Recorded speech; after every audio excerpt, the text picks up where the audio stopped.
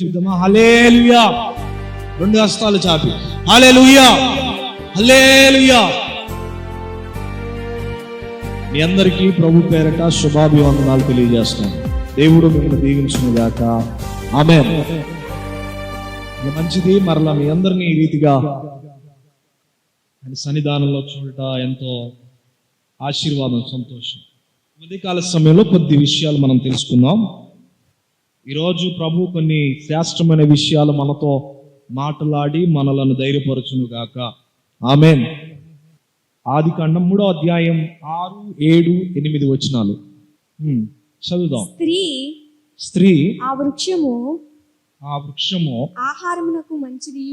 ఆహారమునకు మంచిదియు కన్నులకు అందమైనదియు వివేకమిచ్చు రమ్యమైనదియునై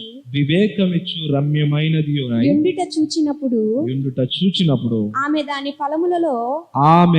ఫలములలో కొన్ని తీసుకొని తిని తనతో పాటు తన భర్తకును ఇచ్చెను.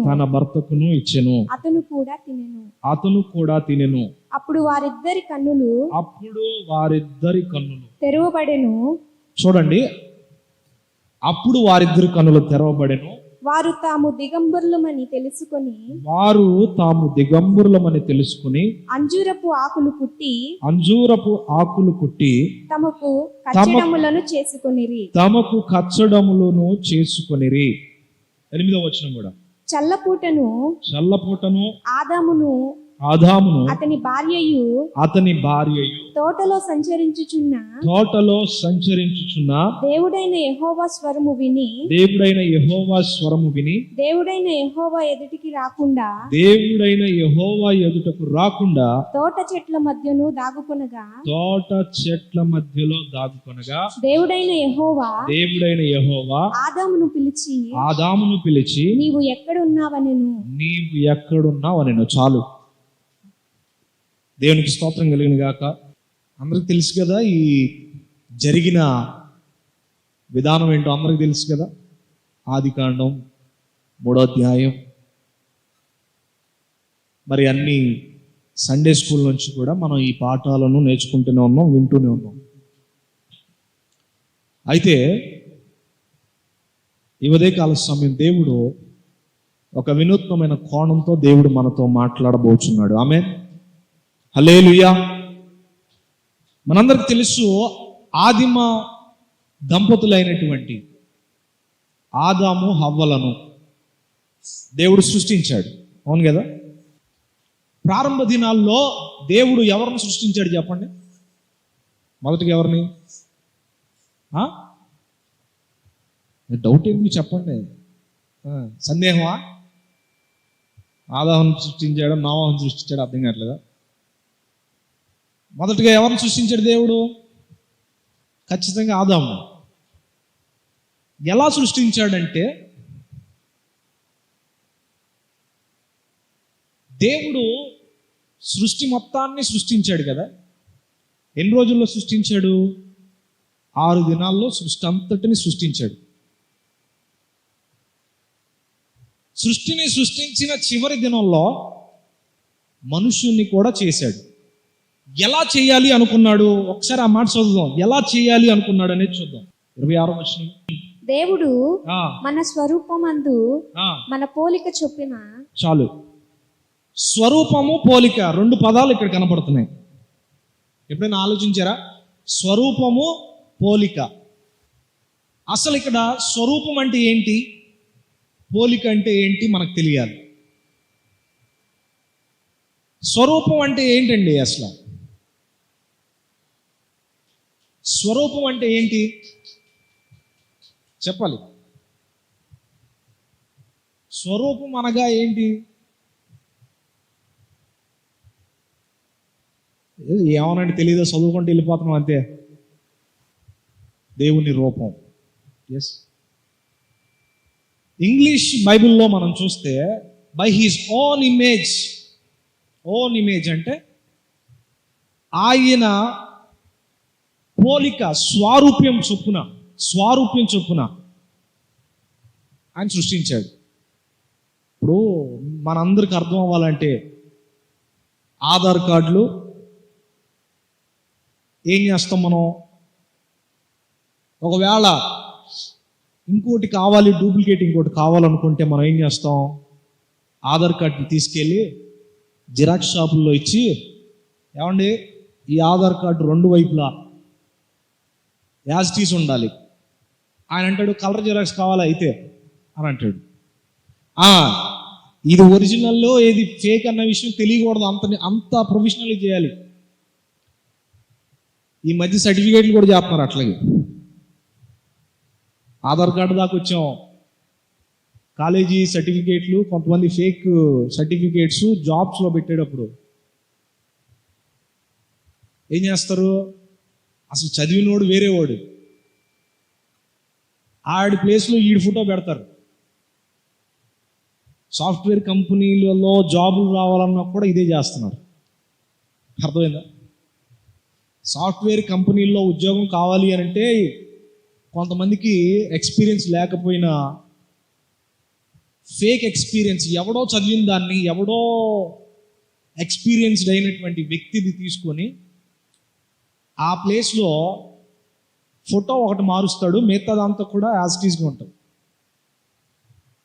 ఒకవేళ వెరిఫికేషన్ చేసినా కూడా అర్థం కాదు అది ఫేకా లేకపోతే ఇది అని డూప్లికేట్ అని. ఒక మనుష్యుడే ఆ వ్యత్యాసం లేకుండా చేయగలుగుతుంటే దేవుడు తన పోలిక చొప్పున తన స్వరూపం చేత ప్రత్యేకంగా సృష్టించాడు. ఒక వస్తువును డూప్లికేట్ చేయొచ్చు, కానీ ఒక్కొక్కరిని ప్రత్యేకంగా సృష్టించడం అంటే దేవుని కృప, దేవుని జ్ఞానం.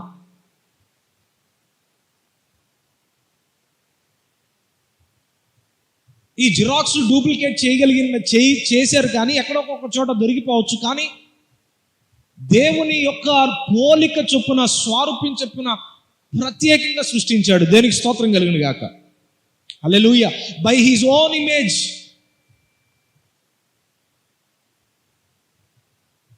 స్వరూప్యం అంటే ఏంటంటే ఆయన ముఖ కవళిక, ఆయన శరీరాకృతిని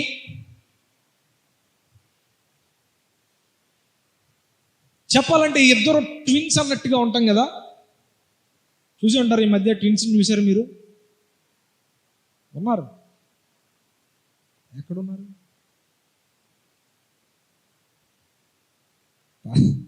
దేవునికి స్తోత్రం.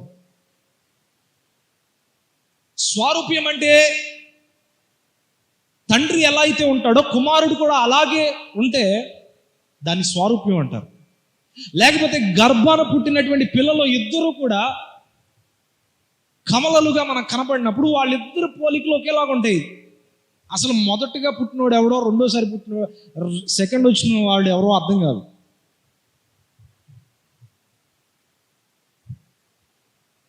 అర్థం కాదు.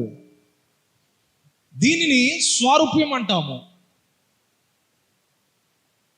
ఆయన ఏ రీతిగా అయితే ఉన్నాడో ఆ రీతిగా మనుషుల్ని సృజించాలని మొదటిగా తలంచాడు. రెండవది పోలిక. స్వరూప్యం అనగా మనకు అర్థమైంది జిరాక్స్ అని. పోలిక మనకు అర్థం అవ్వాలి. దేవుని పోలిక ఏంటి చెప్పగలుగుతారా? ఆయన గుణలక్షణాలు ఏంటి? ఇప్పుడు ఈ మధ్యకాలంలో మనకి ఏ సినిమా ట్రెండింగ్గా ఉంటే ఆ సినిమా హీరోని బాగా చూసి చూసి చూసి ఏమవుతారు తెలుసా? వాడు చెయ్యి ఇలా వంకరగా పెట్టాడు, పైకి లేపాడు అనుకోండి, మిగతా వాళ్ళు కూడా బయటికి రాగానే ఏం చేస్తారు తెలుసా? ఇలా లేపుతారు పైకి ఇలా. అప్పుడు దాకా బాగానే ఉంటుంది ఆ చెయ్యి. చూసి చూసి చూసి ఏమైపోయిందంటే చెయ్యి ఆటోమేటిక్గా ఇలా పైకి లేచిపోతుంది. లేచిపోయిందా? అట్లా ఈ మధ్య చాలా మంది చూస్తున్నాండి. ఇంకొక రీతిగా మనకు అర్థం అవ్వాలంటే వాళ్ళ నాన్న ఏ రీతిగా అయితే కోపపడతాడో అలా కోపడతాడు వీడు. వాళ్ళ నాన్న పోలికలు వచ్చినాయి అన్ని. తండ్రి పోలిక వచ్చింది,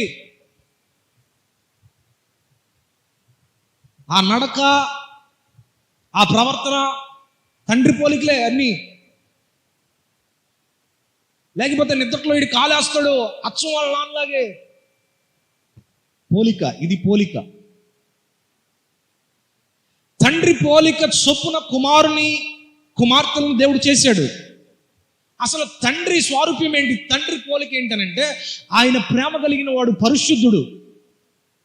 ఆయన ఓన్ ఇమేజ్ ఏంటంటే పరిశుద్ధుడు.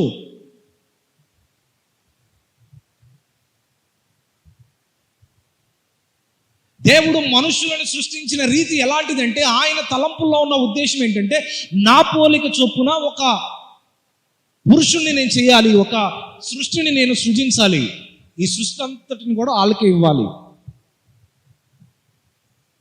ఆయన ఉద్దేశంలో కలిగింది ఎలా చేయాలి, ఎలా కన్నులు పెట్టాలి, ఎలా చెవులు పెట్టాలి, ఎలాగా ఆ ముక్కును, ఎలాగా ముఖ కవళికను చేయాలి అని అనుకున్నప్పుడు నా స్వారూప్యం అంది చేద్దాం అనుకున్నాడు.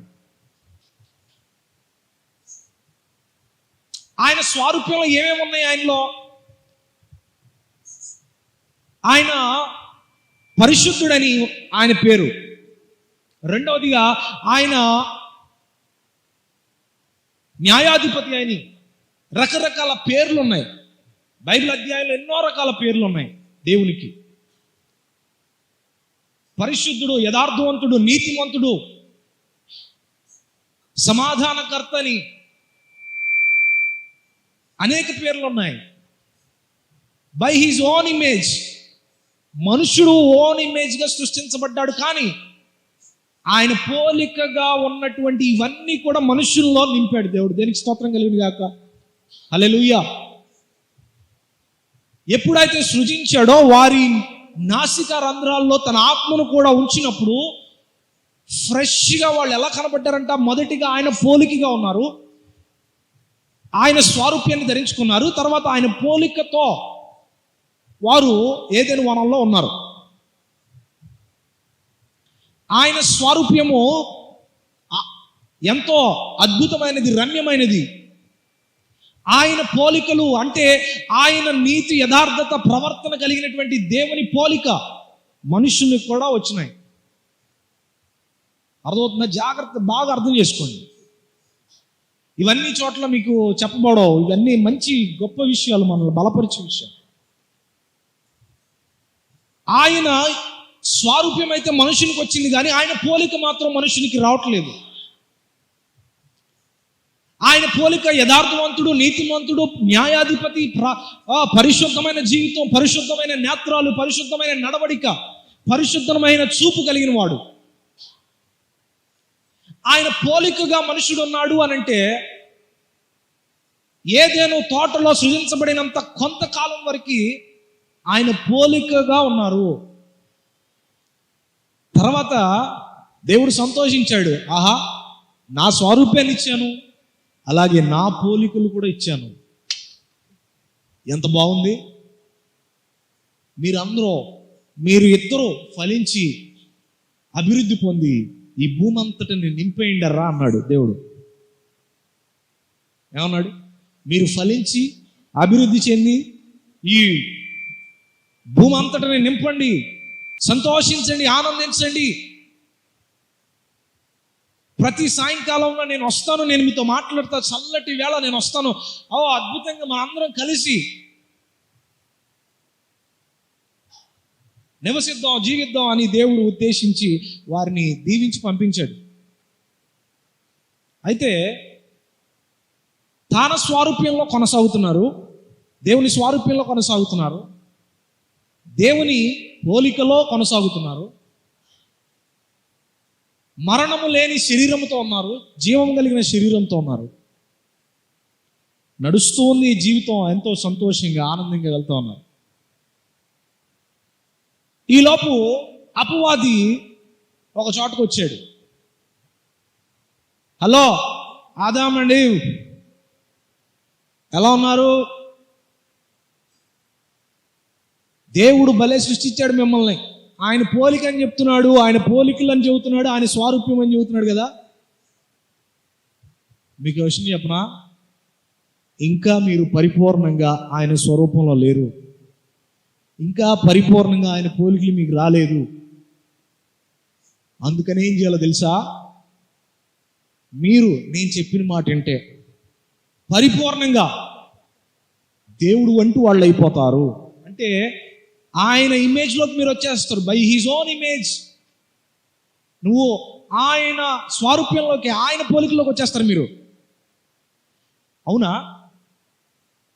అయితే ఏం చేయాలి అని అవ్వం గారు అడిగారు. ఏం లేదు, ఈ తోటలో ఉన్న పళ్ళు, ఫలాలు, చెట్లు అన్నీ మీ అన్నాడా? అవును అన్నాడు. ఇదిగో ఈ చెట్టును మాత్రం తినొద్దన్నాడా? అవును తినొద్దన్నాడు. ఈ చెట్టు ఫలాలను మాత్రం టచ్ చేయొద్దన్నాడు దేవుడు.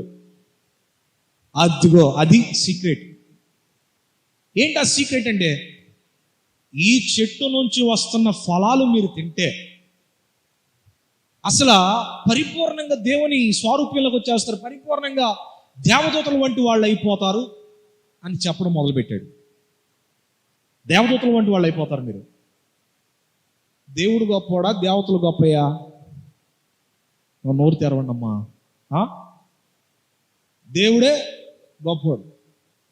కానీ అపవాది ఏమంటాడు? 2-3 అధ్యాయంలోకి వద్దాం, ఒకసారి చూద్దాం. ఇప్పుడు 2:2 చూద్దామండి. అందుకు స్త్రీ, ఈ తోట చెట్ల ఫలములను మేము తినవచ్చును, అయితే తోట మధ్యనున్న చెట్టు ఫలములను గూర్చి దేవుడు మీరు చావకుండునట్లు వాటిని తినకూడదనియు వాటిని ముట్టకూడదనియు చెప్పెనని సర్పముతో అనెను.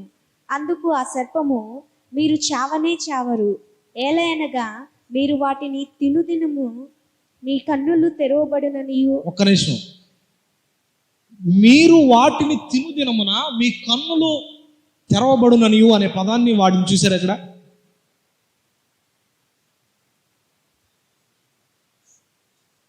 మీరు ఆ కాయని తిన్నప్పుడు అసలు ఏంటండి ఆ ఫలం, ఏంటండి అసలు దానివల్ల ఎందుకు ఎంత నష్టం వచ్చింది మనకి? ఏంటి ఆ ఫలం? గన్నేరు చెట్టా, గన్నేరు పువ్వా, లేదా గన్నేరు కాయలా? కాదు, సగం తినేసిన యాపిల్. ఈరోజు ఐఫోన్లో అదే కనపడుతుంది. ఏంటి ఆ ఫలం? ఈజిప్షియన్స్ అయితే డైరెక్ట్గా ఇది యాపిల్ కాదు, ఏది కాదు, పోమగ్రానైట్, దానిమ్మకాయ అని చెప్తున్నారండి. అదే చూడడానికి చాలా బ్యూటిఫుల్గా ఉంటుంది, తినే కొలది బాగుంటుంది అని దాన్ని సూచించారు. ఏంటి ఆ ఫలం అంటే, దాని పేరు అక్కడ మెన్షన్ చేయబడకపోయినా కూడా అక్కడ మనకు అర్థమవుతున్న విషయం, చూడడానికి రమ్యంగా కనబడుతున్న ఆ ఫలాన్ని అందంగా కనిపింపజేస్తున్నాడు అపవాది. అందంగా కనిపింపజేస్తున్నాడు ఆ ఫలాన్ని.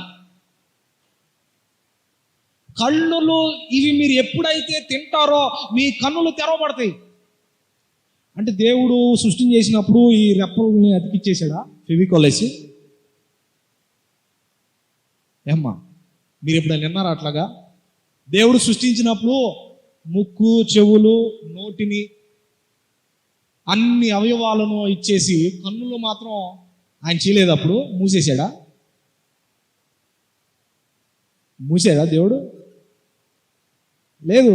అన్ని సమృద్ధిగా మనుషునికి ఒక 25 సంవత్సరాల యవ్వనస్తుడు ఎలాగైతే ఆరోగ్యకరంగా బలముగా ఉంటాడో అలాగా దేవుడు సృష్టించాడు. కానీ అపవాది ఇక్కడ వాడుతున్న మాట ఏంటంటే, నీ కన్నులు తెరవబడతాయి మీరు తిన్నప్పుడు. చూడగానే మొదటిగా కన్నులు మూయబడి ఉన్నప్పుడు ఈ హవ్వ ఏమంటుంది? చూడడానికి రమ్యమైనది, తినుటకు మంచిది. ఆ పదం చదవండి.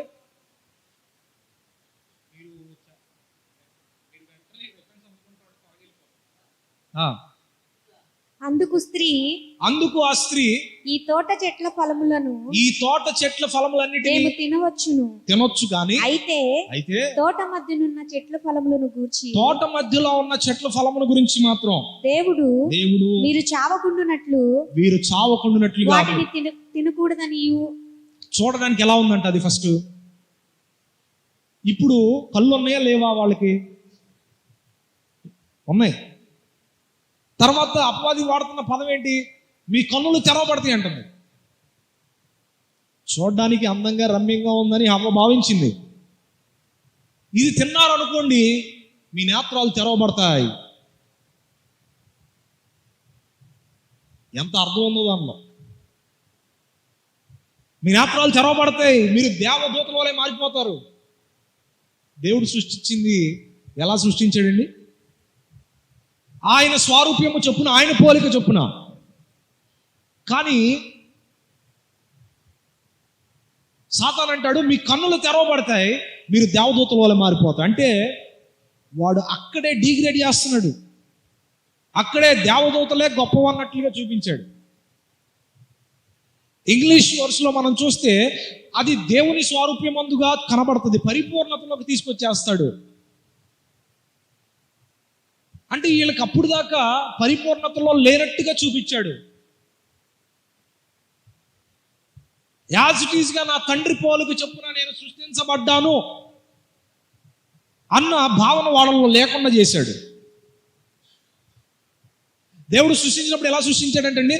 మొదటిగా ఆయన స్వరూప్యమందు, రెండవదిగా ఆయన పోలిక చొప్పున సృజించి తోటలో వదిలేశాడు. దేవుడు దీవించి ఆశీర్వదించాడు.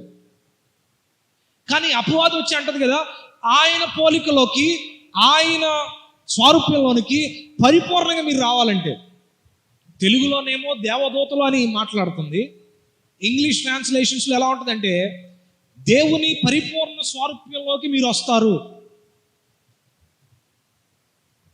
అంటే. ఇప్పుడు వీళ్ళకి ఒక ఆలోచన వచ్చింది, అమ్మో అంటే ఇప్పుడు మేము పరిపూర్ణ స్థాయిలో మేము లేవా?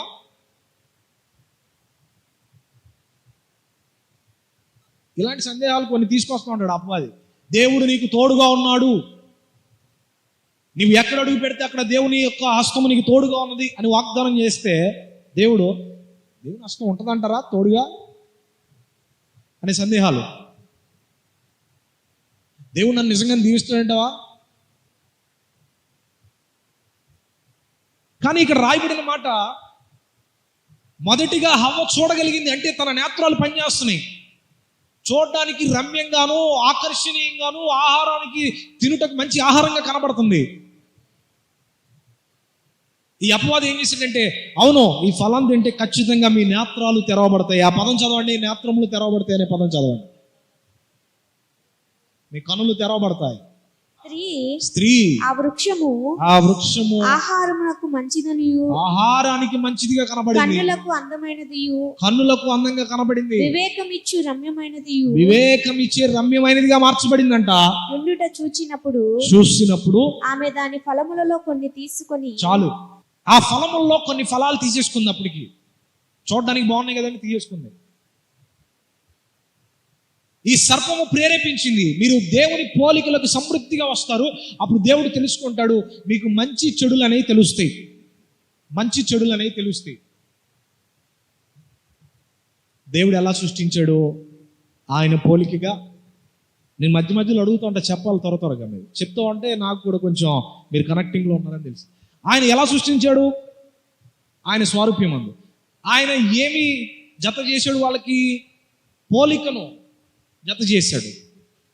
స్వరూప్యమందును పోలిక యందును వారు ఏకమై ఉన్నారు. దేవుని పోలికగానే ఉన్నారు, దేవుని వలె ఉన్నారు. కానీ అపవాదం వచ్చి అంటాడు, ఇంకా మీరు పరిపూర్ణతలోకి రావాలి అని అంటే మీరు ఈ ఫలాలు తినాలి, అప్పుడు మీ కనులు తెరవబడతాయి, అప్పుడు మీకు మంచి చెడులు అనేది ఏంటో తెలుస్తాయి, అప్పుడు మీరు చనిపోరో అని చెప్పాడు. దేవుడేమో వారికి పాపం అనేది ఏంటో తెలియకుండా దేవుడు వారిని పెంచాడు, వారిని తయారు చేశాడు. అబ్బే వాడికి ఆ పాపం అంటే ఏంటో కూడా తెలియదండి, వాడికి తెలియని పసిపిల్ల వాడి వలే ఉంటాడండి వాడు అని అంటాం కదా. పాపం అనేటువంటిది ఏంటో కూడా వాళ్ళకి తెలియకుండా వారు నడిపించబడతా ఉన్నారు. పసిబిడ్డలకి ఏమన్నా తెలుస్తుందా? మంచి ఏదో చెడేదో తెలుస్తుందండి? లోక సామెత అంటారు, ఏమంటారంటే చిన్నపిల్లల్లో దేవుని స్వరూపం అండి వాళ్ళకి ఏం మంచి చెట్లు ఏం తెలుసు వాళ్ళకి అనుకుంటాం కదా.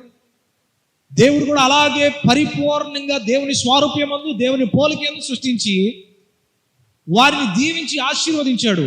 వారికి పాపం ఏంటో తెలియదు, అప్పటి వరకు పరిశుద్ధంగానే బ్రతుకుతున్నారు. కానీ ఈ అపవాది వచ్చి అంటాడు కదా, మీకు మంచి చెడులు అనేవి ఈ లోకంలో ఉన్నాయి తెలుసా మీకు అని అన్నాడు. చెడును పరిచయం చేశాడు.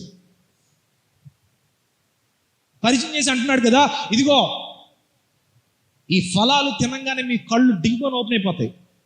అప్పుడు దాకా ఎలా ఉంటాయి? నీ నేత్రాలు తెరవబడినాయి కానీ తెరవబడలా, మూసుకుపోయి. ఇప్పుడు ఇది తింటే మీరు ఖచ్చితంగా మీ కళ్ళు తెరవబడతాయి. అవునా? అంటే ఇప్పుడు దా మేము చూస్తుందంతా మా కళ్ళతో కాదా? అయితే ఖచ్చితంగా ఇప్పుడు ఏం చేద్దాం? తిందాం, కళ్ళు ఓపెన్ అవుతాయిగా.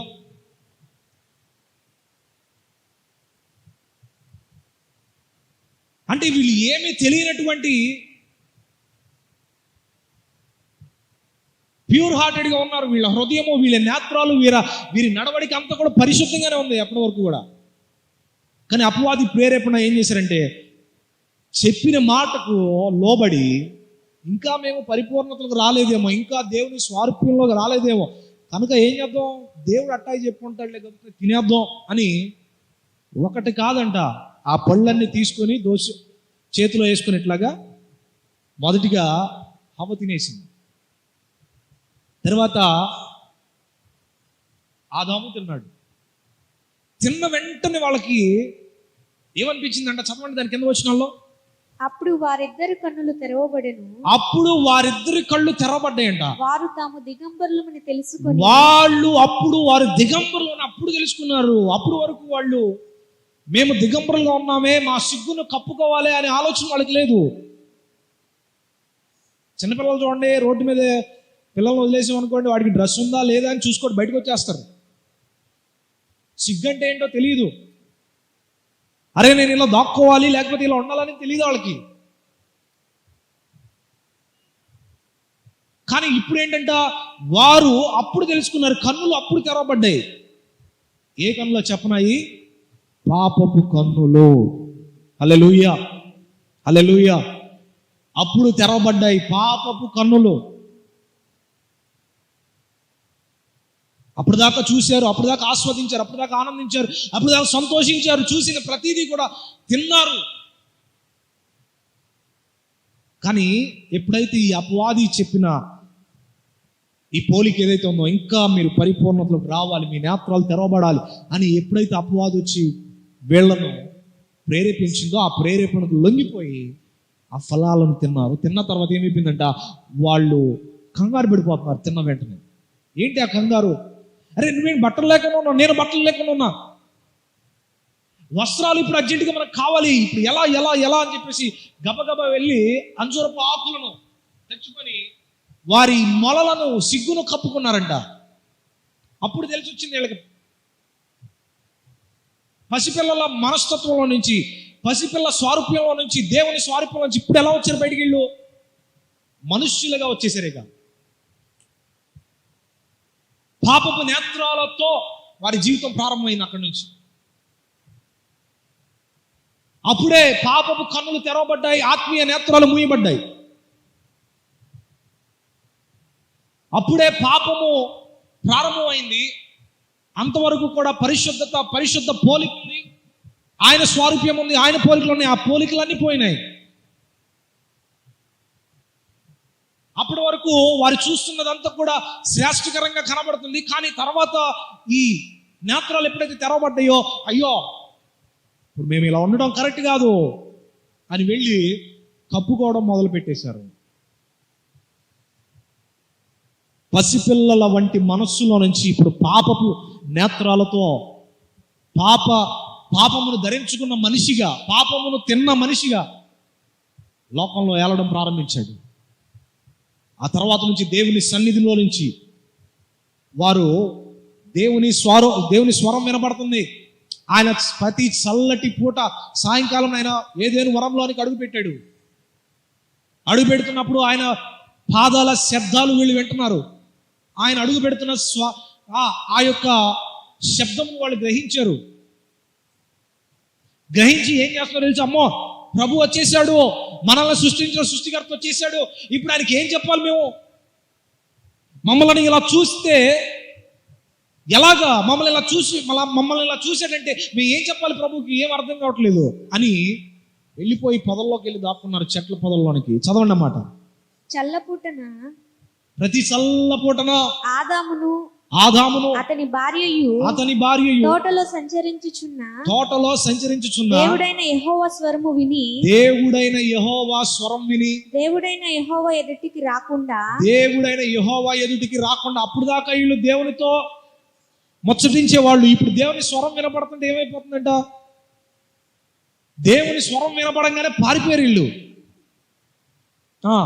తోట చెట్ల మధ్య దాక్కునగా దేవుడైన యెహోవా ఆదామును పిలిచి నీవు ఎక్కడ ఉన్నావనెను. చూసారా, దేవుడు పిలుస్తున్నాడు ఆ చెట్ల పొదల్లోనికి వెళ్ళి, లేకపోతే ఆ ప్రాంతంలోకి వెళ్ళి, ఆదాము, hello my own image, where are you now, ఎక్కడ ఉన్నావు అవ్వా, ప్రతి సాయంత్రం నేను వస్తాను కదా, మీతో మాట్లాడుతుంది కదా, ఇప్పుడేంటి కనపడట్లేదు అని ఆయన స్వరం వినపడుతుంది. ఈ స్వరానికి వాళ్ళు దేవునికి కనపరచుకోవడానికి భయపడిపోతున్నారు. ఎందుకు? మేము వస్త్రహీనులు అయిపోయాము అని దేవునికి చెప్తున్నారు. చెప్పండి, చూడండి. అందుకతడు నేను తోటలో నీ స్వరము వినినప్పుడు, నీ స్వరం విన్నాను కదా, దిగంబరిగా నుంటిని గనుక నేను బట్టలు లేకుండా దిగంబరిగా ఉన్నాను, భయపడి దాగుకుంటున్నాను. నేను అప్పుడు భయపడుతున్నాను, అందుకే బట్టలు లేకుండా, అందుకాయన వస్త్రాలు లేకుండా. ఎవరు చెప్పారు మీకు వస్త్రాలు లేవని? అదో నేను మిమ్మల్ని వస్త్రాలతో సృజించానా? అసలు చెడు అంటే ఏంటో తెలియకుండా మిమ్మల్ని నా స్వరూపమందు సృష్టించాను కదా, నా పోలికను సృష్టించాను కదా. మీకు సిగ్గు కలుగు చేసిన వాడు ఎవడో?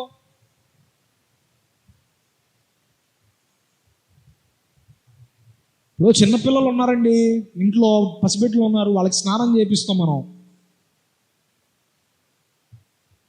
వాళ్ళకి అన్ని స్నానాలు చేయించి వారిని పరిశుభ్రపరుస్తూ ఉన్నప్పుడు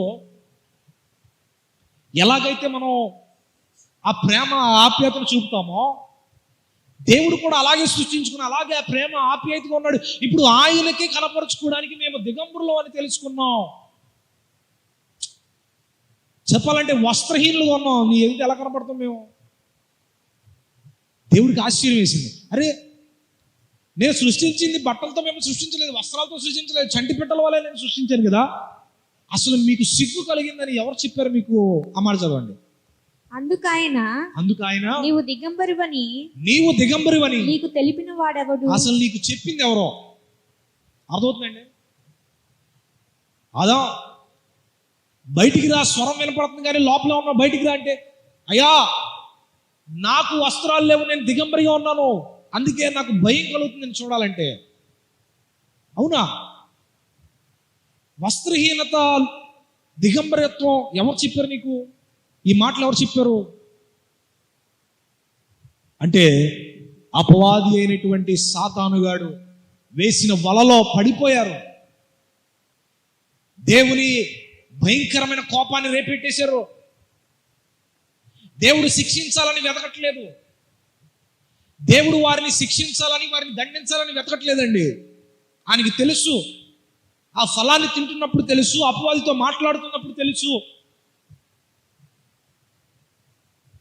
నా బిడ్డలు నా స్వరం విన్నారు, నా మాటకు లోబడతారు అనుకున్న ఆయన ఆశను అడియాశను చేశారు. అపవాది మాటలకు లొంగిపోయినప్పుడు కూడా దేవుడు చూశాడు. చూసి ఆయన గుండె వేదనతో నిండిపోయింది.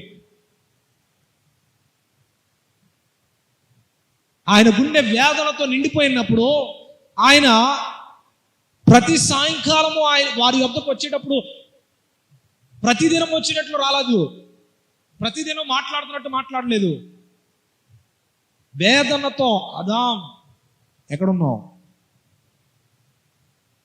అదాం, where are you now? I want to see you.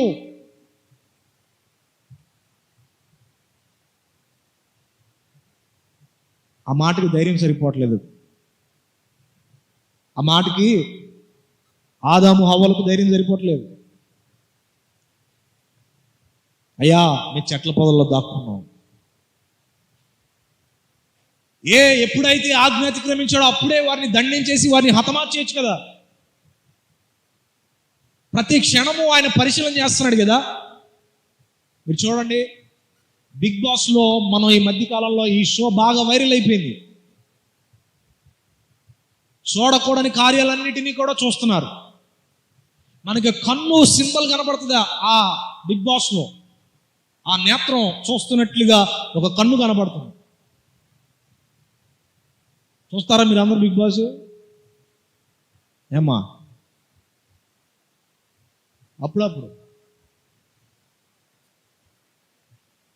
వాళ్ళు వ్యక్తిగతంగా ఏమేమి యాదో పనులు చేస్తున్నారో చూడాలని ఆశ ఉంటుంది అనేక మందికి. లేకపోతే వాళ్ళు వ్యక్తిగతంగా ఏమేమి సాధిస్తున్నారో చూడాలని ఆశ ఉంటుంది కొంతమందికి. వాళ్ళ పర్సనల్ లైఫ్ ఎలాగుంటుందో కెమెరాలు గమనిస్తుండగా జనులందరూ చూడాలని ఆశ ఉంటుంది. సమాజం అంతటికి ఇదే ఆశ, లోకానంతటికి ఇదే ఆశ. అందుకని ఆడేం చేశాడు అనుకున్నారు? ఆహా, ఇదేదో బాగుంది, వాళ్ళ వ్యక్తిగత జీవితాలు చూస్తుంటే టీఆర్పీ రేట్లు ఎక్కువైపోతున్నాయి, అందుకే ఒక 40 రోజులు 50 రోజులు తీసుకొచ్చి దానిలో పడేస్తున్నారు. ఒక్కొక్కళ్ళ వ్యక్తిత్వ జీవితాలు, ఒక్కొక్కళ్ళ పర్సనల్ లైఫ్లు చూడాలంటే మనుషులకి ఎంత ఆశో అని తెలుసుకున్న ఆ వ్యాపారవేత్తలు ఏం చేశారు తెలుసా? వాళ్ళు చూసేది వాళ్ళు చూస్తారు, మనకు వచ్చేది మనకు వస్తుంది అని బిగ్ బాస్ అనేది ఆ కార్యక్రమాన్ని పెట్టేశారు. ఈ 40 రోజులు 50 రోజులు వాళ్ళు చేసే పనికి మాలిన పనులన్నీ తూచా తప్పకుండా చూసి ఆనందించి మళ్ళీ దానికి ఓట్లేసి ఈడే బాగా ఆడాడు, వాడే బాగా ఆడాడు, ఆమె బాగా ఆడిందని. కానీ చూడండి, ఆ షోలో వాళ్ళ వ్యక్తిగతమైనదంటూ ఏదీ లేకుండా ఒక బాత్రూమ్ తప్ప అన్నిటిల్లో కూడా కెమెరాలు ఉంటాయి. అన్నిటిల్లో వాళ్ళు ఏమేమి మాట్లాడుకుంటున్నారో ప్రతిదీ కూడా ఆ కెమెరా దాటిపోవటం అసాధ్యం. ఆ కెమెరా దాటిపోతారండి ఎవరన్నా? వాళ్ళు పడుకున్నా, నడిచినా, కూర్చున్నా, వంటగదిలోకి వెళ్ళినా, ఎక్కడికి వెళ్ళినా కెమెరా ఉంటుంది. ప్రతి మాట రికార్డ్ అవుతుంది. అలా ఒక మనుష్యుడే వారి వ్యక్తిగత జీవితాల్లో ఈ కెమెరాస్ అనే యంత్రాలు పెట్టి చూడగలిగితే, దేవుడు, సర్వోన్నతమైన దేవుడు ఆకాశం నుంచి ఈ అపవాదితో మాట్లాడుతున్నప్పుడు కూడా ఆయన చూశాడు. ఈరోజు మన జీవితాల్లో ఎవరు చూడలేదండి అనుకుంటున్నాం, కానీ దేవుని నేత్రం నిన్ను గమనిస్తుంది. దేవుడు ఈరోజు ఏదేను వనంలోనికి వచ్చినట్లుగా మన గ్రామంలోనికి కూడా దేవుడు వస్తున్నాడు. మన గ్రామంలో కూడా అడుగు పెడుతున్నాడు. నా ప్రియ కుమార్తె ఎక్కడున్నావు? నా ప్రియ కుమారుడే ఎక్కడున్నావు? అయ్యా, నిన్ను ఎదుర్కొనే ధైర్యం మాకు లేదు. ఇదిగో నువ్వు ఇచ్చిన నవ్వు ఉంది కదా, ఆమె చేసిన దౌర్భాగ్యమైన పని, ఈరోజు నన్ను నేను కప్పుకుంటున్నాను, దాచుకుంటున్నాను, నన్ను నేను నీకు కనపడకుండా చేసుకుంటున్నాను. They hide themself. వారిని వారు దేవుని ఎదుట కనపరుచుకోవడానికి ఇష్టపడట్లేదు, భయపడుతున్నారు. ఈరోజు మనుష్యుడు అదే స్థితిలో ఉన్నాడు. వారి నేత్రాలు తెరవబడ్డాయి. పాపం అనే నేత్రం తెరవబడిపోయింది. అప్పుడే ఈ పాపం అనే నేత్రము ఈ లోకాన్ని ఏలడం ప్రారంభించేసింది. దేవుడు ప్రేమతో వెతికాడు, దేవుడు ప్రేమతో వెతుకుతున్నాడు. వారిని అప్పుడే హతము చేయకుండా ఈ పరిశుద్ధమైన ఈ స్థలంలో ఇక ఉండడానికి మీరు అర్హులు కారు. వారిని హతమార్చకుండా దేవుడు ఏం చేసింది తెలుసా? ఈ ఏదైనా తోటలోంచి బయటకు పోండి అన్నాడు. బాధ వేదనతో ఏమన్నాడు తెలుసా?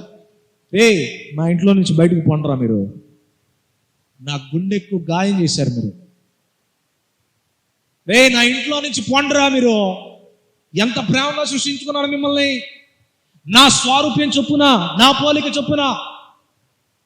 దేవదూతలు అందరూ చూసి, అయ్యా అచ్చం నీకులాగే నడుస్తున్నారు, అయ్యా అచ్చం నీకులాగే ఉన్నారు వీళ్ళు అని దేవుని మహిమపరిచారు. దేవుడు సంతోషించాడు. కానీ సృష్టింపబడిన వీళ్ళు మాత్రం ఏం చేశారంటే దేవుని ఆజ్ఞను మీరారు, ఆయన గుండెకు గాయం చేశారు. ఆ తర్వాత అంతా కూడా ఈ కన్నులు లోకాన్ని ఏలడం ప్రారంభించాయి. చూసిందల్లా కావాలనుకోవడం. అందుకే కదా దావీదు ఏం చేశాడండి, యుద్ధం చేశాడు, ఓ అద్భుతంగా నడిపించబడ్డాడు. కానీ యుద్ధం చేయాల్సిన సమయంలో రాజులందరూ యుద్ధం చేస్తుంటే ఈయన విశ్రాంతి తీసుకొని మేడగది మీదకి ఎక్కి చూశాడు. అంత రాజ్యం వైపు చూస్తే ఆహా ఎంత అద్భుతంగా ఉంది నా రాజ్యం అనుకుంటున్నాడు. ఈలోపు ఆ అపవాది హవ్వకు ఏ రీతిగా అయితే చూయించిందో, రమ్యమైనట్టుగా చూచుటకు కన్నులకు ఎంతో రమ్యంగా కనబడినట్లుగా ఇప్పుడు దావీదు కూడా చూయించాడు. ఏం చూపించాడు? బెర్షెబా అనే ఒక స్త్రీని చూపించాడు. 2 సమూయేలు గ్రంథం 11:23. 2 సమూయేలు గ్రంథం 11 అధ్యాయం 2-3 చదవండి చాలు, 23 కాదు. ఒకానొక దినాన ప్రొద్దుగ్రూకు వేళ దావీదు పడక మీద నుంచి లేచి రాజనగరి మిద్దె మీద నడుచుచు, రాజనగరి మిద్దె అనగా ఎత్తైన ఆ మేడగది మీద నుంచి చూస్తూ పైనుండి చూచుచుండగా, చూడండి, చూస్తూ ఉండగా ఆ పదాన్ని మీరు అండర్లైన్ చేసుకోండి. స్నానము చేయు ఒక స్త్రీ కనబడెను. స్నానం చేయుచున్న ఒక స్త్రీ కనబడింది. ఆమె బహు సౌందర్యవతి అయి ఉండుట చూచి. అక్కడ ఏం కనబడిందండి? చూడండి, ఆది కాండంలో ఏం కనబడింది? మీరు అక్కడ ఒక వేలు ఇక్కడ ఒక వేలు పెట్టుకుంటే మంచిది, వెంటనే తీయొచ్చు. అక్కడ ఆ ఫలం ఎలా కనబడింది అంటే చూడడానికి రమ్యమైనది ఉండుట చూచినప్పుడు ఆమె దాని ఫలములలో కొన్ని తీసుకొని తెచ్చేసుకుంది. ఇక ఆ ఫలాన్ని తనతో పాటు తెచ్చేసుకుంది. ఇక్కడ దావీదు కూడా ఏం చేస్తున్నాడంట, యుద్ధం చేసేడండి దేవుని కొరకు, అనేక ఆధ్యాత్మిక స్థితిలో సూపర్ గా నడిపించబడుతున్నాడు. కానీ ఆ మేడగది మీదకి ఎక్కిన తర్వాత అపవాది చూపించిన ఒక ట్రింకిల్, ఒక మెరుపు లాంటిది ఏదైతే ఉందో చూడడానికి ఒక అందంగా కనబడేట్లుగా దావీదు చూపించాడు. చూసిన దావీదు, అమ్మో నా రాజ్యంలో పరిపాలిస్తున్న జనులందరూ నాకు బిడ్డలతో సమానం కదా అనుకున్నాడు దావీదు. అక్కడ తెరవబడిన నేత్రం ప్రతి మనుష్యునికి వచ్చేసింది అంతే. ఎక్కడ? ఆదాము తోటలో తెరవబడిన నేత్రం ప్రతి మానవునికి అనుగ్రహించబడింది. దేవుని నేత్రాలు కాదు, పాపం అనే నేత్రం. దావీదు చూడంగానే ఏమైపోయాడు, ఆహా చూడడానికి ఎంత అందంగా కనబడుతుంది కనుక తీసుకురండి. తనున్న స్థితి ఏంటి, తనున్న పోస్ట్ ఏంటి, తనున్న ఆ అభిషేకంతో నింపబడిన విధానం ఏంటి, దేవుడు తనని ఏర్పరచుకున్న విధానం ఏంటి, ఇవన్నీ గుర్తు రాలేదు. ఇవన్నిటినీ కన్నులకు గుడ్డితనం చేసేసింది. ఇటువైపు వెనక్కి తిరిగి చూడకుండా, నువ్వు గొర్రెల కాపరిగా ఉన్నావు నాన్న, ఒకప్పుడు గొర్రెల కాపరిగా ఉన్నావు, చూసుకో ఒకసారి ఆ గొర్రెలను చూడు, అవి చూస్తాను నీకేం గుర్తవుతున్నాయి, ఒక రోజు ఆ స్థితి కదా నీది అని గుర్తురాల దావీదుకి. అరే నీ స్థితి ఒకప్పుడు అది కదా, ఇప్పుడు దేవుడు ఎంత స్థితిలో నిలబెడితే మనం కనపడిన ప్రతి పనికి మాలిన అపవాది చూపించిన ప్రతి దాని వైపు చూడకూడదే అని తన నేత్రాలు తెరవబడలేదు. ఆత్మీయ నేత్రాలు అప్పుడే మూయబడ్డాయి, పాప నేత్రాలు తెరవబడ్డాయి. అందుకే దావీదు కూడా వెనక్కి తిరిగి చూసుకోలేదు, ముందుకే చూస్తున్నాడు. ఆ స్త్రీని నా దగ్గరికి తీసుకురండి అని పంపాడు. దావీదు కూడా అనుకుంటాడు, ఇది ఎవరు చూడలేదుగా, ఈ యొక్క పాప కార్యం అయిపోయిన తర్వాత పంపించేశాడు, అందరూ వెళ్ళిపోయారు, రాజ్యంలో ఎవరికి తెలియదు. అమ్మయ్య ఎవరికి తెలియలేదులే అనుకున్నాడు. మీరు చెప్పండి, ఎవరికి తెలియలేదు అనుకున్నాడంటే అది నిజమేనంటారా? బహుశా రాజ్యంలో జనులు ఎవరు చూడలేదు, కానీ నేటి వరకు కూడా మనం చూస్తూనే ఉన్నాం. అర్థమవుతుంది? నేటి వరకు కూడా మనం చూస్తూనే ఉన్నాం. అప్పుడు చేసిన పాపాన్ని దేవుడు మాత్రమే కాదు, తరువాత జనులు కూడా చూస్తూనే ఉన్నారు. అప్పుడు పడిన పాపపు ఊబిలో ఉన్న ఆ స్థితిని చూసిన జనులు ఇప్పటికీ చూస్తూనే ఉన్నారు. అందుకే కొంతమంది మీద మంచి అభిప్రాయం కలగదు. అప్పట్లో వాళ్ళు అది కదా, అప్పట్లో ఇది కదా.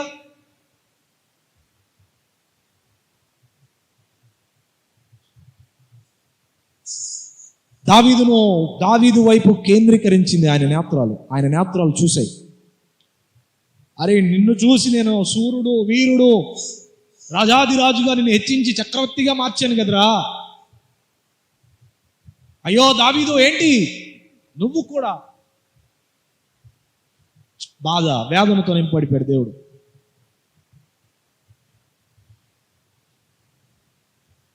ఆదిమ దంపతుల నుంచి దావీదు వరకునో, మలాకీ గ్రంథం వరకునో ఏ ఒక్కరి నేత్రాలు పరిశుద్ధమైన నేత్రాలుగా లేవు.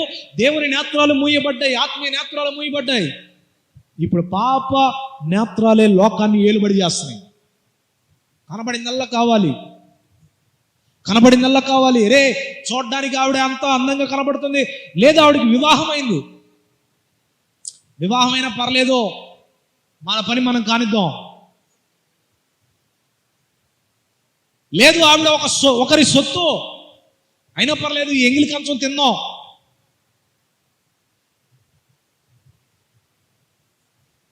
ఎంగిలి కంచాలు తినడానికి ఈ రోజు ఇష్టపడుతున్నారండి అనేక మంది. మన మీటింగులు జరిగినాయి కదా, ఓపెనింగ్ దేవుడు గొప్పగా మార్చేశాడు, దేవుడు ఆశ్చర్యరీతిగా జరిగించాడు. అప్పుడు భోజనం పెట్టేటప్పుడు అందరూ వరుసలో లైన్లో నిలబడినప్పుడు ఉదయం పూట మేము తినేసిన ప్లేట్లో తీసుకొచ్చి పెడితే ఎలా ఉంటుందండి? తింటారా? చెప్పండి, తింటారా? లేకపోతే ఒకళ్ళు తిన్న ప్లేట్ నువ్వు తిన్నావు కాదు, దాన్ని చేయి కడగమాక, ఆ ప్లేట్ ఈ ప్లేట్ తీసుకొని, అమ్మా విజయం గారు తినండి. తింటారా మీరు?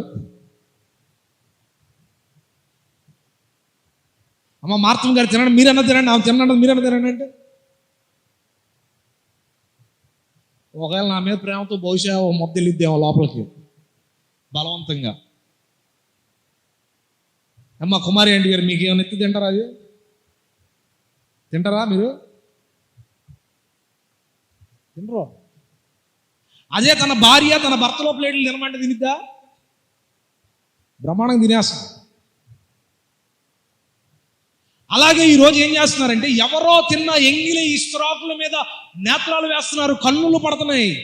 ఎవరో తిన్న ఆ ఎంగిలి మెతుకులు తినాలని చూస్తున్నారు, ఎంగిలి కంచం తినాలని చూస్తున్నారు.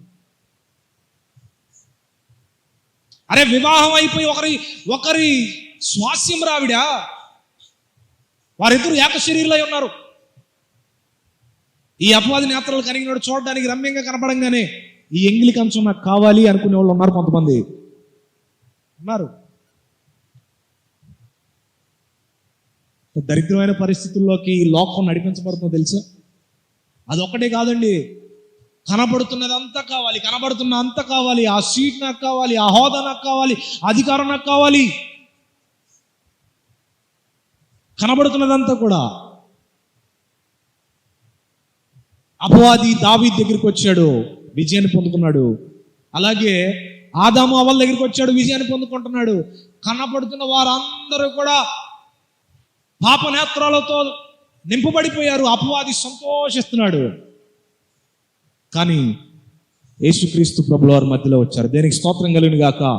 హల్లెలూయా. ఆదాము నుంచి ఇప్పటి వరకు వచ్చిన జనులందరూ నేత్రాలు పాప నేత్రాలుగా ఉన్నాయి, పాపంతో నింపబడిపోయినాయి.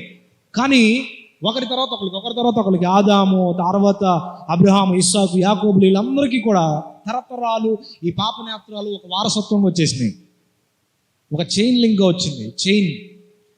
కానీ యేసుక్రీస్తు ప్రభువు వారు ఈ లోకంలోకి ఎందుకు వచ్చారు తెలుసా? ఆ చైన్ లింక్ని బ్రేక్ చేద్దానికి వచ్చాడు. దేనికి స్తోత్రం కలుగును గాక. హల్లెలూయా. ఆ చైన్ లింక్ని బ్రేక్ చేయడానికి ఈ లోకానికి వచ్చాడు దేవుడు. యేసుక్రీస్తు ప్రభువు వారు అరణ్యంలోనికి వెళ్ళి మత్తయి సువార్త 4:8 వచనాలు మనం చూస్తే, యేసుక్రీస్తు ప్రభువు వారు ఈ లోకంలోకి వచ్చేసిన తర్వాత ఆయన దేవుని కుమారుడిగా ఆయన నడిపించబడుతున్నప్పుడు 40 రాత్రులు 40 పగళ్ళు దేవునితో ఆయన ఏకమై అపవాదితో పోరాటం చేసుకున్నాడు. పోరాటంలో అపవాది గెలవలేకపోతాడు. ఏంటిది ఎలాగైనా సరే పడేయాలనుకున్నాడు. యేసుప్రభు దగ్గరికి వచ్చినప్పుడు మొదటిగా ఈ రాళ్ళను రొట్టెలు చేసుకున్నాడు. లేదు, మనుషుడు రొట్టె వల్ల కాదు, దేని వల్ల బ్రతుకుతాడంట? దేవుడి నోట నుండి వచ్చి మాట వలన. రెండోదిగా ఈ పైనుంచి కింద దిగు, నీ దేవుడైనా యెహోవాను శోధించకూడదని తెలీదా? మూడోదిగా ఏమంటున్నాడంట చెప్పాలి. ఇదిగో ఆ వచనం కూడా చెప్తున్నాను చూడండి, మత్తయి సువార్త 4:8 మరలా అపవాది ఆ ఎత్తైన కొండ మీదకి ఆయనను తోడుకొని పోయి ఈ లోకమంతటిని కూడా, చూడండి, లోక మహిమనంతటిని చూపించాడంట. ఎవరికి? యేసుక్రీస్తు ప్రభుల వారికి. అంటే ఏం చూపించారు? లోకంలో ఉన్న ధనము, లోకంలో ఉన్న ఐశ్వర్యం, లోకంలో ఉన్న సంపద, లోకంలో ఉన్న బిగ్గెస్ట్ సిటీస్ అన్నిటినీ ఒక్క సెకండ్లో చూపించేశాడు దేవునికి. చూపించేసి, ఇదిగో ఇవన్నీ చూసావా, ఎంత బాగున్నాయి చూసావా, ఈ మొత్తం నాయే, నువ్వు గనక నా కాళ్ళకు గనక నమస్కరిస్తే ఈ మొత్తం ఏం చేస్తానంట, నీ చేతిలో పెట్టేస్తాను. చూపించాడు. దేవుడు చూశాడు. దేవుడు చూసి, ఇలాగే దావీదు దగ్గరికి వెళ్ళావు, దావీదు నా దాసుడు, మంచి యుద్ధం నా కోసం చేస్తున్నాడు, ఆడిని కూడా చెడగొట్టి వెళ్ళావు. ఇలాగే ఆదాము దగ్గరికి వెళ్ళావు, హవ్వ దగ్గరికి వెళ్ళావు. అందరినీ నువ్వు ఈ పాపమనే నేత్రాలతో పాపాన్ని ప్రేరేపించి చూపించి వారిని ఏం చేస్తున్నావు? మరణ ప్రాయులుగా మారుస్తున్నావు వాళ్ళని. నేను వచ్చింది ఎందుకో తెలుసా? నువ్వు చూపించే ప్రతిదాన్ని చూసి లొంగిపోవడానికి కాదు, ఇక్కడతో ఆ చైన్ని బ్రేక్ చేద్దామని వచ్చాను. దేనికి స్తోత్రం కలిగిన గాక. హల్లెలూయా, హల్లెలూయా. యేసుక్రీస్తు ప్రభువు వారు చూశారు,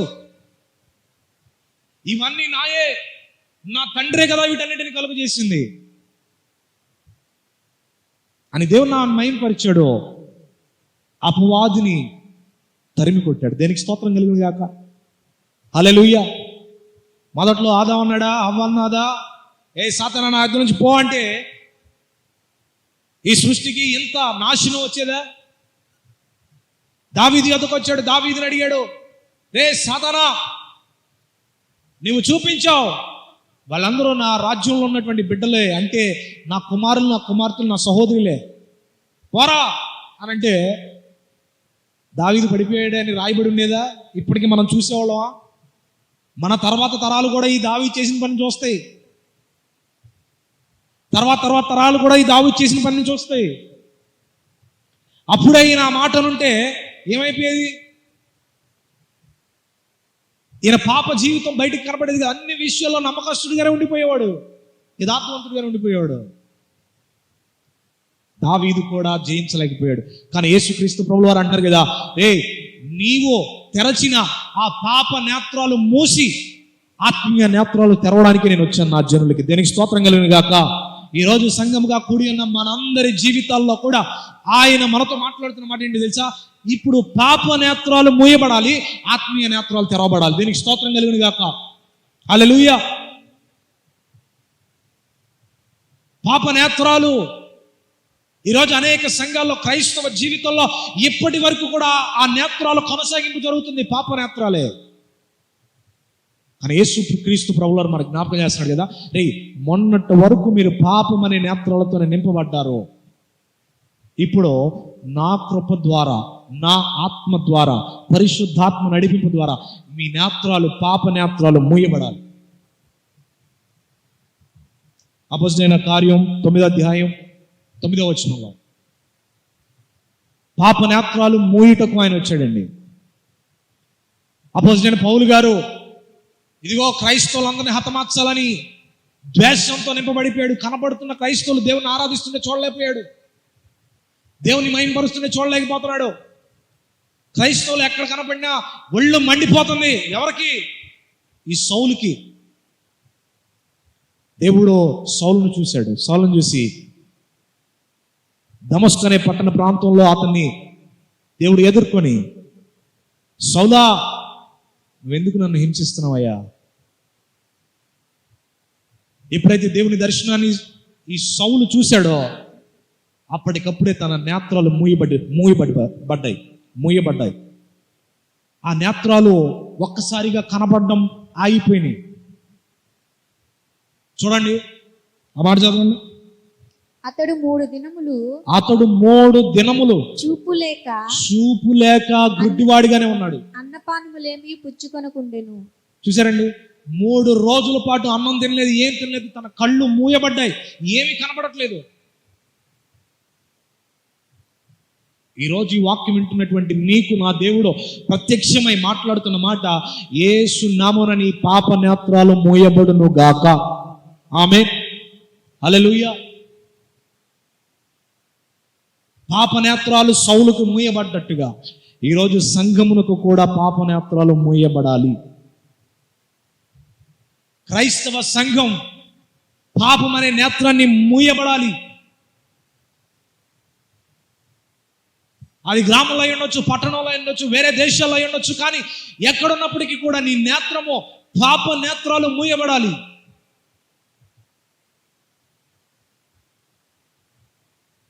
ఆయన దర్శించి ప్రభువు మరలా అంటున్నాడు కదా, 3 దినములైన తర్వాత అననీయ అనే ఒక ప్రవర్తన దేవుడు అక్కడ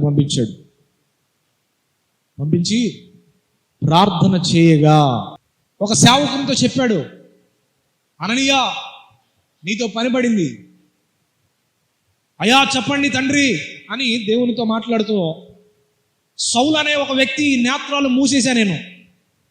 ఆయన నేత్రాలు ఇప్పుడు ఏం కనపడట్లేదు, అన్నం తినట్లేదు, నీళ్లు తాగట్లేదు. ఆయన దమస్కు పట్టణంలో నా క్రైస్తవుల్ని హతమార్చడానికి వెళ్తుండగా నేను అతనికి కనుపరుచుకున్నా. నా వెలుగును అతను చూశాడు. చూసిన తర్వాత ఏమైపోయిందంటే తన నేత్రాలు మూయబడ్డాయి. ఆ ఏ నేత్రాలు తెలుసా? పాపం అనే నేత్రాలు మూసేశాను నేను. ఇప్పుడు నువ్వు వెళ్ళి ఏం చేయాలి తెలుసా? ఇప్పుడు అదే నేత్రాల కొరకు నువ్వు వెళ్ళి ప్రార్థన చేయాలి. అదే నేత్రాలు తెరవబడాలి. ఇప్పుడు నూతనంగా తెరవబడాలి. ఇప్పుడు ఆత్మీయ నేత్రాలు తెరవబడటానికి నువ్వు వెళ్ళి ప్రార్థన చేయాలి అని ప్రార్థన చేసినప్పుడు 18వ వచనం చదువు. అప్పుడే అతని కన్నుల నుండి, ప్రార్థన ఎప్పుడైతే చేశాడో అప్పుడే అతని కన్నుల నుండి పొరల వంటివి రాలగా, పొరలుగా ఉన్నాయి, మొత్తం రాలిపోయినాయి అంట. దృష్టి కలిగి లేచి బాప్తిస్మము పొందాడు. హల్లెలూయా, హల్లెలూయా. అప్పటిదాకా తన నేత్రాలు ఎలా ఉన్నాయండి? మూర్ఖుడిగా నిలబడ్డాడు. కనపడుతున్న క్రైస్తవులను హతమార్చాలని, ఆరాధిస్తున్న వారిని హతమార్చాలని క్రూరుడిగా, ద్వేషికుడిగా ఉన్నాడు. ఎప్పుడైతే ఆయన దర్శనం పొందుకున్నాడో పాపనేత్రాలు మూయబడ్డాయి.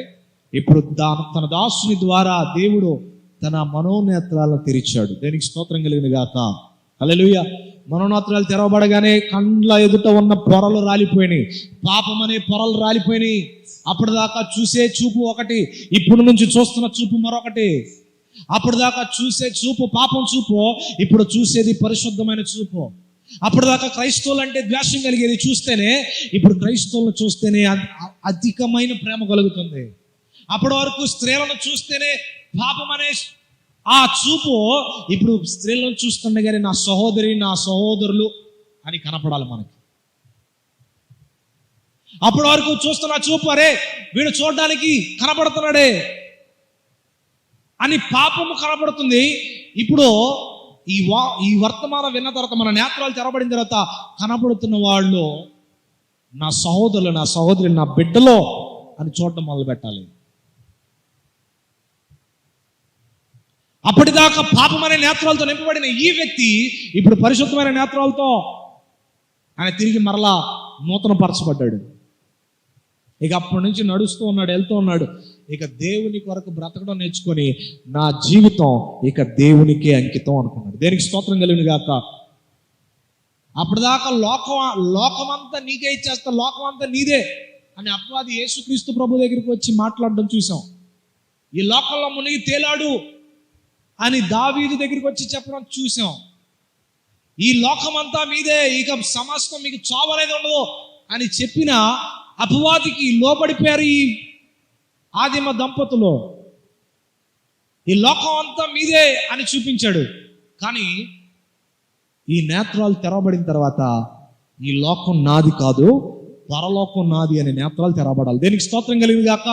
హల్లెలూయా. ఈ లోకమంతా పాపం అనే ఊబిలో కూరుకుపోయి ఉన్నది. అందులో నా నేత్రాలు ఈ పాపం వైపు కాదు కానీ నిత్యత్వం నడిపించే పరలోకం వైపు నేత్రాలు తెరవబడాలి. దేనికి స్తోత్రం కలిగింది గాక. హల్లెలూయా. అప్పటి నుంచి బ్రతుకు మారిపోయింది, పరిస్థితులు మారిపోయాయి, తీరు మారిపోయింది, నడవడికి మారిపోయింది. తన తర్వాత తన శిష్యులు దేవుని కొరకు బ్రతుకుట నేర్చుకున్నారు. హింసించినా, కొట్టినా, దూషించినా సహించుట నేర్చుకున్నారు. వారు కొడుతుంటే వీళ్ళు కాదు కొట్టేది, వీరిలో ఉన్న అపవాది ఉండి మమ్మల్ని హింసిస్తుందని తెలుసుకున్నారు. వారు హింసిస్తుంటే వీరు కాదు హింసించేది, వీరిలో దురాత్మ పనిచేస్తుంది అని దురాత్మ వాళ్ళు చూడగలిగారు. దేవుని సువార్తలో విస్తారమైన పరిచయం చేశారు, అనేక ఆత్మలు రక్షించారు, అనేకుల కన్నులు తెరిచారు. దాని తర్వాత యోహాను గారు ఆయన చిత్రహింసలు పెట్టి పద్మాసు ఐలాండ్లో పడేశారు. పద్మస్ ఐలాండ్లో పడేయగా ఆయన అక్కడుండి దేవుని దర్శనం చూడడం మొదలుపెట్టాడు. దేనికి స్తోత్రం కలిగింది గాక. ఏమంటే చుట్టూ ఉన్న ఎముకలు చూడట్లా. పద్మాసు ఐలాండ్ అంటే ఏంటంటే, ఇప్పుడు గడిచిన కాలంలో మన భారతదేశంలో ఉన్నటువంటి ఖైదీలను అండమాన్ దీవుల్లో తీసుకెళ్లి పడేసేవాళ్ళు. అక్కడికి వెళ్ళారు అని అంటే చనిపోవడమే.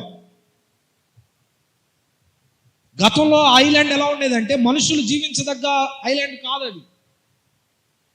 ఎవడనైనా చంపాలి అంటే సులువుగా చంపడం కాదు, వాడు చిత్రవాదులు అనుభవించి చనిపోవాలి అని అండమాన్ దీవుల్లో పడేసేవాళ్ళు తీసుకెళ్ళి. అండమాన్ జైలు అంటారు కదా, అది మన భారతదేశంలో లేదు. సముద్రం మధ్యలో ఉంటుంది, అది తప్పించుకునే అవకాశం లేదు. అలాగే ఈ పద్మస్ ఐలాండ్ అనేది కూడా ఎలాంటిదంటే ఖైదీలను తీసుకెళ్ళి అక్కడ పడేశారు.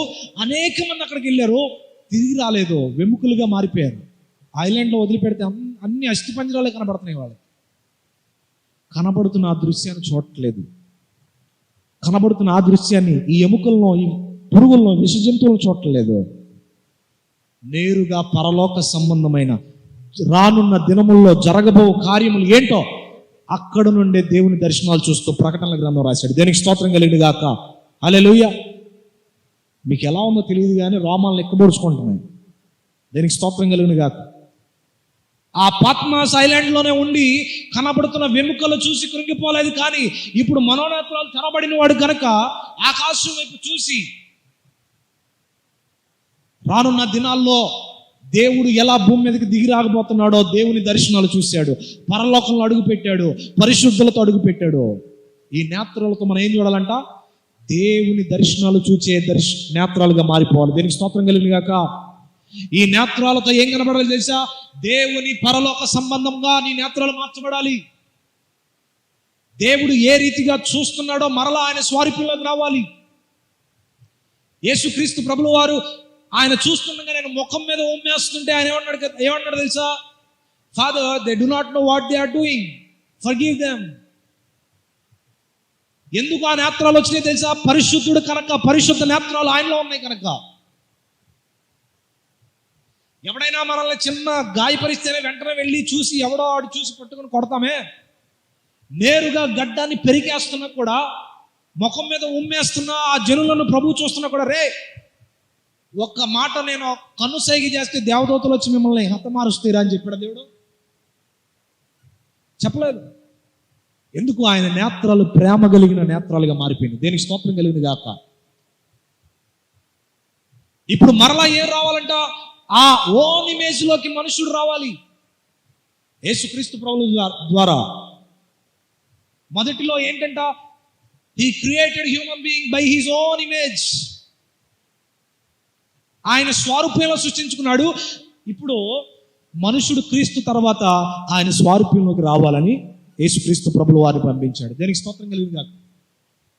ఆయన పోలిక, ఇప్పుడు యేసుక్రీస్తు ప్రభు వారిలో ఉన్న పోలికను చూడండి. దూషిస్తున్న, కొరడాలతో కొడుతున్న, హింసిస్తున్న, ప్రేమించిందే కానీ ఆ కన్ను ఎప్పుడు శపించలేదు. కను సైగ చాలండి. అమ్మో, ఆ రాజకీయ నాయకుడు ఒక ఆయన ఉన్నాడు, ఆయన కనుసైగ చేస్తే చాలు లేపేస్తారు అని అన్నారు మొన్న ఈ మధ్య ఒక ఆయన గురించి. ఒక రాజకీయవేత్తకే కనుసైగ అంత పవర్ ఉంటే, నా దేవుడు కన్నులు తెరిచి సైగ చేయగా ఇంకెంత ఉపద్రవం వస్తుంది. కానీ ఆ కన్నుల్లో నుంచి కరుణ మాత్రమే వచ్చింది, ప్రేమ మాత్రమే వచ్చింది. ఇప్పుడు ఆ కన్నులు మనం కలిగి ఉన్నప్పుడు ఆయన పోలికలోనికి మనం వస్తాం. అర్థమవుతుందండి? ఆ కన్నులు, ఈ నడవడిక పరిశుద్ధంగా దేవునితో ప్రార్థించడానికి ఈ నడక, ఈ కాళ్ళు, వేకుజామున లేచి అరణ్యంలో నడుచుకుంటూ వెళ్ళిపోయాడు. ఎక్కడికి వెళ్ళేవాడు అని అంటే ప్రార్థించడానికి. ఈ నడక ఇక ఏమైపోవాలంట, దేవుని మందిరం వైపుగా నడక నడిపించబడాలి. ప్రార్థించడానికి ఈ కాళ్ళు పనిచేయాలి, మోకరించడానికి ఈ కాళ్ళు పనిచేయాలి. అప్పుడు ఆయన పోలికలకు వస్తావు. ఆయన మోకరించకుండా ఉండలేడు, నీవు కూడా మోకరించకుండా ఉండలేని పరిస్థితి వస్తే ఇప్పుడు నువ్వు కూడా ఆయన పోలికతో ఏకమవుతావు. హల్లెలూయా. ఆయన కొట్టి దూషించి హింసించినా కూడా ఆయన పలికే మాట ఏంటంటే ప్రేమ కలిగి, వీళ్ళు ఏం చేస్తున్నారు వీళ్ళకి తెలియదు ప్రభువా, దయచేసి వీళ్ళని క్షమించు ప్రభువా అని తండ్రితో మొరపెట్టినట్టుగా. మీ అత్త మావలో నిన్ను హింసించినా, నీ భర్త నిన్ను హింసించినా, నీ అన్నదమ్ములో నిన్ను ద్వేషించి నీ ఆస్తిని చీల్చేసినా కూడా నువ్వేమనుకుంటావు తెలుసా? ప్రభువా, వాళ్ళు ఏం చేస్తున్నారు వాళ్ళకి తెలియదు, నీ శాపం వాళ్ళ మీదకి రాకుండా క్షమించు. ఆయన పోలికలోకి వస్తేనే ఈ మాటలు వస్తాయి. ఆయన పోలికలోకి వస్తేనే ఈ పదాలు మనం ఉపయోగిస్తాం. ఆయన పోలికలోకి వస్తేనే మన నడక, మన కాళ్ళు, మన చేతులు, మన తలంపులు, మన నేత్రాలు, మన మాట అంతా కూడా ఆయన స్వారూప్యంలోనికి వచ్చేస్తుంది. అప్పుడు మరలా మనం ప్రారంభ ఏదైనా తోటలోంచి గెంటి వేయబడిన మనము ఇప్పుడు నిత్యమైన పరలోక రాజ్యంలోనికి ఆహ్వానించబడతాం. దేనికి స్తోత్రం కలిగిన గాక. హల్లెలూయా, హల్లెలూయా. ప్రారంభంలో ఉన్నటువంటి ఆ ఏదైనా వనంలోంచి దేవుడు గెంటేశాడు. ఇప్పుడు ఆయన పోలిక మరలా క్రీస్తు ద్వారా మనం ధరించుకొని, ఆయన పోలిక మరలా మనం ధరించుకున్నప్పుడు ఇప్పుడు ప్రభువే ఆ పరలోకపు ద్వారాలు తెరిచి, ఇదిగో ఈ రాజ్యం మీ కొరకు ఎదురు చూస్తుంది అని దేవుడు ఆహ్వానాన్ని పలుకుతాడు. దేనికి స్తోత్రం కలిగి గాక. హల్లెలూయా, హల్లెలూయా. ఈరోజు ఎంతమంది ఆ నేత్రాలు కలిగి ఉంటారు? దయచేసి అందరూ లేచి నిలబడదాం. ఈరోజు ప్రభువా నాతో మాట్లాడావు నాయన, పాప నేత్రాలు మూసేయండి ప్రభువా. పాప నేత్రాలు నాలో ఇంకా ఉన్నాయేమో, ఆ నేత్రాలు నాలో నుంచి తీసివేయండి ప్రభువా. అడుగుదామా? అందరూ 2 నిమిషాలు ప్రార్థన చేయాలి. సమయం అయిపోయింది, 2 నిమిషాలు ప్రార్థన చేయాలి. అయ్యా, పాప నేత్రాల నుంచి మాట్లాడిన ప్రతి మాట మేము ఆలకించాం. మా నేత్రాలు పాపమై ఉన్నాయా? పాపంతో నింపబడి ఉన్నాయా? అయ్యా, ఎంతవరకు మేము చూస్తున్నాం, మేము గ్రహిస్తున్నాం అనుకుంటున్నాం, కానీ మా నేత్రాలు ఇంకా అపవాది సంబంధమైన నేత్రాలుగానే ఉన్నాయేమో. మా ప్రవర్తన, మా పోలిక మారిపోయిందేమో. నీవు ప్రేమించి మమ్మల్ని నీ స్వారూప్యంలో సృష్టించావు, కానీ మా స్వారూప్యం మార్చేసుకున్నాం. నీవు ప్రేమించి నీ పోలికగా మమ్మల్ని సృష్టించావు, కానీ నీ పోలికను మేము మార్చేసుకున్నాం. అయ్యా, మీ కుడి హస్తాల్లో మీ కన్నుల మీద పెట్టుకురండి. అందరూ కలిసి, అయ్యా ఇదిగో తండ్రి నా నేత్రాలు నీ ఉదయకాల సమయంలో కొట్టండి. అందరూ మీ మీ హస్తాలని మీ కళ్ళ మీద పెట్టుకోండి, కన్నుల మీద పెట్టండి. హల్లెలూయా, హల్లెలూయా. యేసయ్యా, ఈ ఉదయకాల సమయం ముందు నాయనా, పాపం అనే నేత్రముల గురించి, ఆత్మీయత అనే నేత్రముల గురించి మీరు నాతో మాట్లాడారు ప్రభువా. ఇదిగో తండ్రి, ఈ దేహముకు అప్పగించబడిన ఈ నేత్రాలు మొన్నటి వరకు పాపాన్ని చూసాయేమో, మొన్నటి వరకు పాప రీతిగా ఈ నేత్రాలు చూసాయేమో. నీ కార్యాలను నాయన చూడలేక మనోనేత్రాలు మూయబడ్డాయేమో.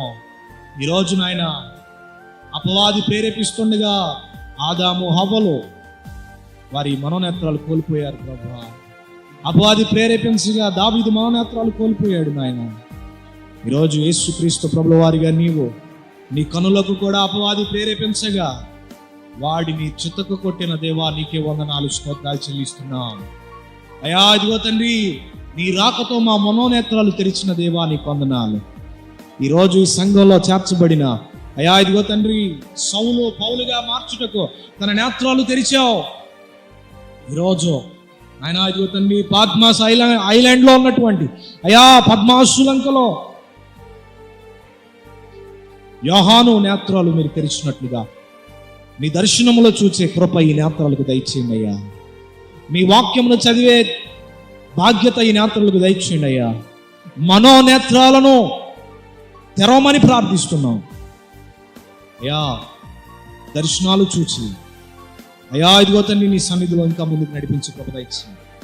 ఈ నేత్రాలతో అపవాది శక్తులను గ్రహించే కృప దయచేయండి. ఈ నేత్రాలతో పాపమును చేయక పరిశుద్ధమైన నేత్రాలుగా మా నేత్రాలను మీరు ముట్టమని ప్రార్థిస్తున్నాను అయ్యా. నీ బిడ్డలు ఎంతమంది అయితే వారి హస్తాలను వారి నేత్రాల మీద ఉంచుకుని ఉన్నారు, శరీర సంబంధమైన బలహీనత నేత్రాలను మీరు ముట్టండి, చూపు సరిగా కనపడినట్లు సహాయం చేయండి. అంతేకాదు ప్రభువా, ముఖ్యంగా మనోనేత్రములు తెరవబడినట్లుగా సౌలు నేత్రాలు పొరలుగా ఊడి పడిపోయినట్లుగా ఈరోజు నీ బిడ్డల నేత్రాలు కూడా మీరు ముట్టుచుండగా పాపమనే నేత్రాలు పొరలుగా పడిపోవునుగాక, పొరలుగా పగిలిపోవునుగాక. ఆత్మీయ నేత్రాలు నా దేవుని నామమున ప్రకటిస్తుండగా యేసు నామమున ఆత్మ సంబంధమైన నేత్రాలు తెరవబడునుగాక. ఆత్మ సంబంధమైన నేత్రములతో మనం చూచుదుముగాక. ఆయన దర్శనములు, ఆయన రాజ్యము వైపు చూస్తూ మనము నడుచుకునే భాగ్యము, ఆయన స్వారూప్యము, ఆయన పోలిక చొప్పున మనం తీర్చిదిద్దబడుదుముగాక. ఆయన రాజ్యములోనికి అడుగు పెట్టుదుముగాక. సింహాసనమందున్న ఆసీనుడైన దేవునిని మనము ఒక దినాన చూచే కృప మనం పొందుకుందాముగాక. ఆమేన్. ప్రభా, ఇంతవరకు ఎందుకు పనికిరా నన్ను నిలబెట్టుకుని వాడుకునే విధానం బట్టి నీకు మేము చెల్లిస్తాం. ఇంతవరకు ఎందుకు పనికిరా నన్ను నిలబెట్టుకుని వాడుకునే విధానం బట్టి నీకే మేము చెల్లిస్తాం. సమస్త మహిమ ఘనత ప్రభావాలు నీకే చెల్లించుచున్నాము తండ్రి. ఆమేన్. ఆమేన్.